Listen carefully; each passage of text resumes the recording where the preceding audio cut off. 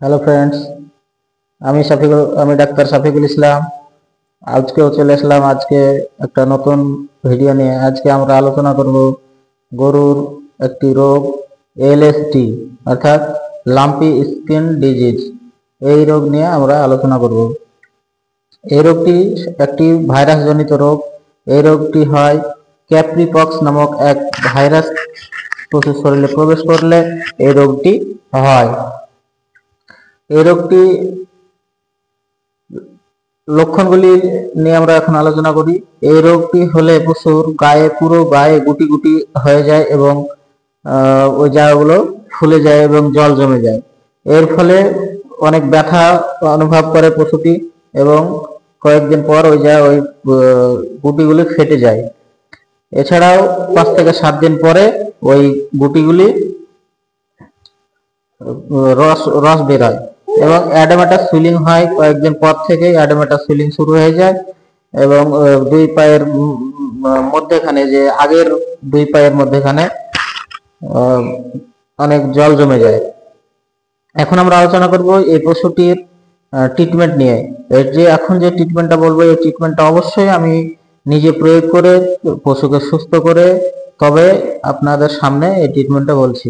এই ট্রিটমেন্টটা করার জন্য আমাদের প্রথমে যে অ্যান্টিবায়োটিক ব্যবহার করতে হবে সেটি হলো ডিসিআর বা স্টেপ 2 পেনিসিলিন, এবং ব্যথার জন্য দিতে পারেন Melonex plus 20 KG body ওয়েটে 2 ml, এবং আইভারমেকটিন ইনজেকশনটি অবশ্যই প্রয়োগ করতে হবে সাবকাট। আইভারমেকটিন অর্থাৎ 50 কেজি বডি ওয়েটে 1 ml, এটি সাবকাট দিতে হয়। এবং লেমাসল 75 এই ইনজেকশনটি 15 কেজি বডি ওয়েটে 1 ml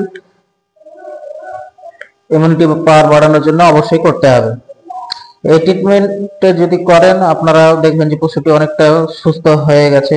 এবং পশুটিকে যদি ডিএনএস স্যালাইন দেওয়া যায়, ডিএনএস স্যালাইন অবশ্যই প্রথম দিকে দেওয়া যাবে। এর সঙ্গে ট্রাইভিভেট ইনজেকশনটি পুশ করতে হবে। কিন্তু যদি অ্যাডেমাটাস সুইলিং থাকে পশুটি, অর্থাৎ জল জমে যায়, তাহলে ডিএনএস স্যালাইনটি দেওয়া যাবে না। এটি অবশ্য মনে রাখবেন, মাথায় রাখবেন। এবং ক্ষত স্থানগুলিতে হিমেক্স মলম লাগাতে পারেন এবং টপিক্যাল স্প্রে দিতে পারেন। আর এই ট্রিটমেন্টটা অবশ্যই আপনারা করবেন। আমি 100% শিওর যে পশুটি সুস্থ হয়ে যাবে। এবং যেসব সুস্থ গরু আপনার ডেয়ারি ফার্মে আছে, সেগুলোকে যেন এই রোগ না হয় সেজন্য আপনারা অগ্রিম লেমাসল 75 ইনজেকশনটি সাবকাট অবশ্যই করে রাখবেন 15 কেজি বডি ওয়েটে 1 ml অনুপাতে, এবং ভিটামিন মিনারেলস দিয়ে পশুটি ইমিউনিটি পাওয়ার বাড়িয়ে রাখবেন, যাতে বডি ইমিউনিটি পাওয়ার যদি ঠিক থাকে তাহলে পরে এই রোগটি সাধারণত না হওয়ারই চান্স বেশি।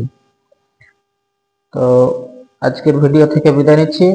আর ভিডিওতে যদি ভালো লাগে লাইক, শেয়ার, কমেন্ট করবেন আর চ্যানেলটিকে সাবস্ক্রাইব করে রাখবেন।